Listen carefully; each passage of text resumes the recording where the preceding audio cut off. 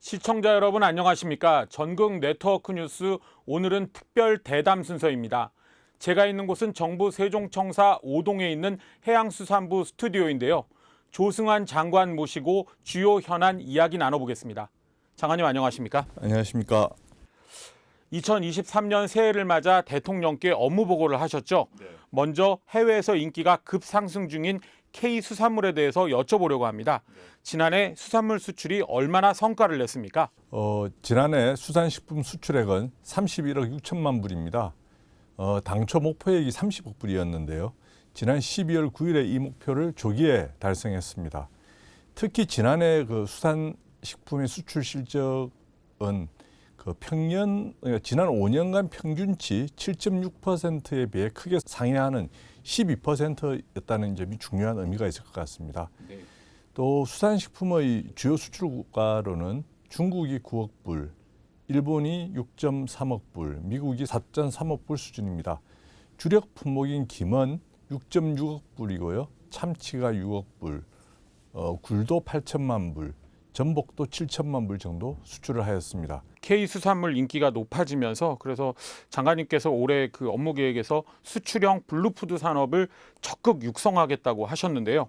사실 이 블루푸드란 말이 다소 생소하기는 한데 이게 어떤 산업인지 설명을 좀 해주시면 고맙겠습니다. 블루푸드란 것은 어류, 페류, 해조류 등 수산물과 같이 영양학적 가치가 높고 식량을 생산하면서 환경에 미치는 그 부정적 영향을 줄이는 식품을 말합니다. 예를 들어서 미국 워싱턴 DC 소재 아메리칸대 연구팀은 페류와 해조류의 온실가스 배출량이 가장 적고 토지와 수지를 가장 적게 사용한다는 것을 밝혀낸 바 있습니다. 우리 해수부는 이러한 블루푸드 산업을 수출형으로 집중 육성하고자 합니다. 올해 수출액 30억 불 돌파 성장세를 이어서 김과 참치를 수출 10억 불 스타식품으로 육성하겠습니다.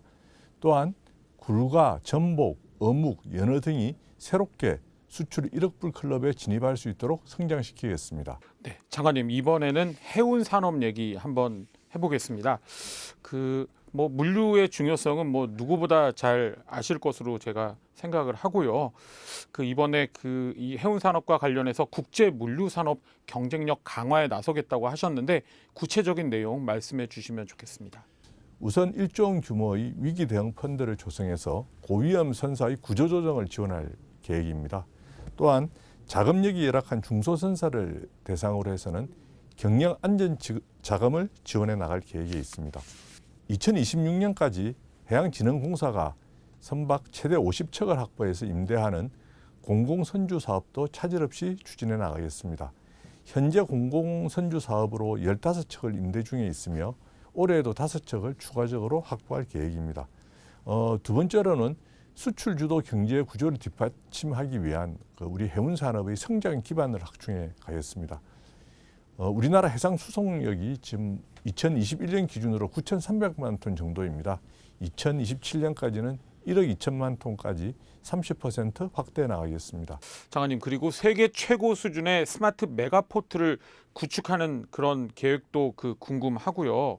그리고 항만 배후단지 개발 이미 발표를 하셨는데 이게 올해 이제 어떻게 진행이 되는지 그것도 알고 싶습니다. 먼저 세계 최고 수준의 스마트 메가포트를 2029년까지 부산항 신항, 진해 신항에 본격 개발하겠습니다.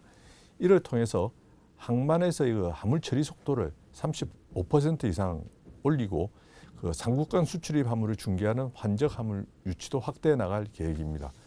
또한 2026년까지 인천항, 신항하고 광양항에 자동화역, 무인 수송 등이 적용된 완전 자동화 항만을 구축하겠습니다.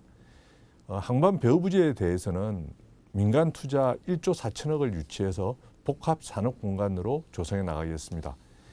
항만 배후 단지를 신규 지정하거나 산업단지 전환 등으로 2022년 여의도 면적 약 5.5배에서 2030년까지는 여의도 면적의 10.8배까지 확대 공급해 나가도록 하겠습니다. 해양 레저 활성화도 또 해양수산부의 중요한 정책 목표이지 않습니까?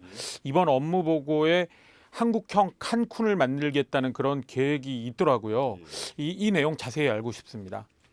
복합 해양 레저 관광 도시는 놀거리, 볼거리, 쉴거리, 먹거리 등 다양한 해양 레저 콘텐츠를 직접 해서 원스톱으로 제공하는 지역의 해양 관광 거점을 이야기합니다.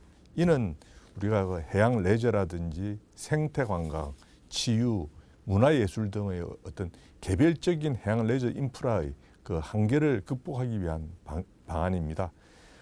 특히 민간 투자를 대규모로 유치해서 해당 지역의 교통과 숙박 등의 인프라를 개발하고 관광 코스화와 상품 개발 등으로 즐길거리를 확대해 나갈 계획입니다.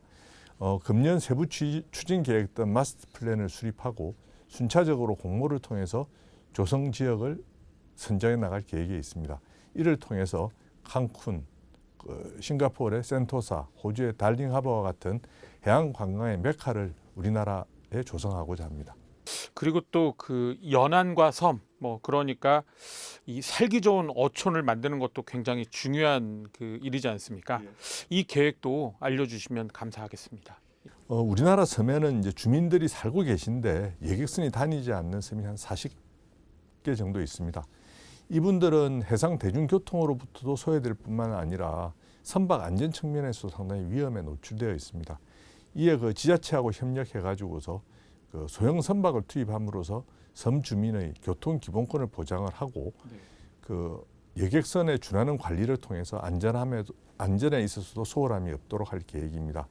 금년에 10개 섬을 시작으로 해서 2027년까지는 해상교통으로부터 소외된 섬이 제로화되도록 할 계획이 있습니다. 또한 섬 주민들이 이제 택배를 이용할 경우에는 육지와 달리 추가 요금을 지금 지불하고 있는 상황입니다.